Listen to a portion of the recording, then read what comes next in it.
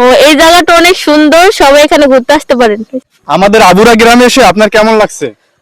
ধন্যবাদ প্রশ্ন করার জন্য। আসলে এই গ্রামটা খুবই সুন্দর, দুই পাশে ধান ক্ষেত এবং এই পাশে যে মাটির রাস্তা এবং গায়ের যে সুন্দর মানুষেরা এখান দিয়ে যাতায়াত করে, সবারই অনেক সুবিধা হয়েছে। আর বিকালবেলা মন খারাপ ছিল, এখানে এসে মনটা ভালো হয়ে গিয়েছে। আপনাদের সবাইকে ধন্যবাদ এত সুন্দর রাস্তা করার জন্য, যারা এর সাথে জড়িত ছিলেন।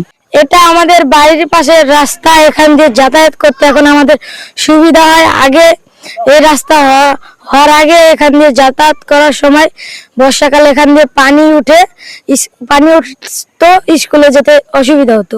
এই রাস্তাটা কে করছে? আমার আব্বু। তোমার আব্বুর নাম কি? আলমাস খান। আসলে গ্রামটা অনেক সুন্দর, এখানে মাঝে মাঝে আসা হয় আমাদের, এবং কি অনেক লোকে এখানে আসে ঘুরতে। এই যে আপনারা দেখতে পাচ্ছেন পাশে সারি সারি তাল গাছ আছে, এবং আমাদের আবুরা ঐতিহ্যবাহী জাহাজ গাড়া ছিল। আমাদের এই যে শাখা নদী দেখছেন, এখান দিয়েও কোনো এক সময় জাহাজ চলছে। তো এই জায়গায় এখন অনেক পর্যটক আসে। আসলে এখানে আসলে মন খারাপ থাকলেও অনেক মনোরম পরিবেশের কারণে মনটা ভালো হয়ে যায়। আমি আগে জানতামই না এখানে এত সুন্দর একটা জায়গা আছে। আমি ওখান দিয়ে যাচ্ছিলাম, পরে রাস্তাটার দিকে আসলাম, দুই সাইডে ফসলের মাঠ, মাঝখানে রাস্তাটা খুবই সুন্দর, মনোরম পরিবেশ। ধন্যবাদ। আপনারা আসবেন ঘুরতে এখানে।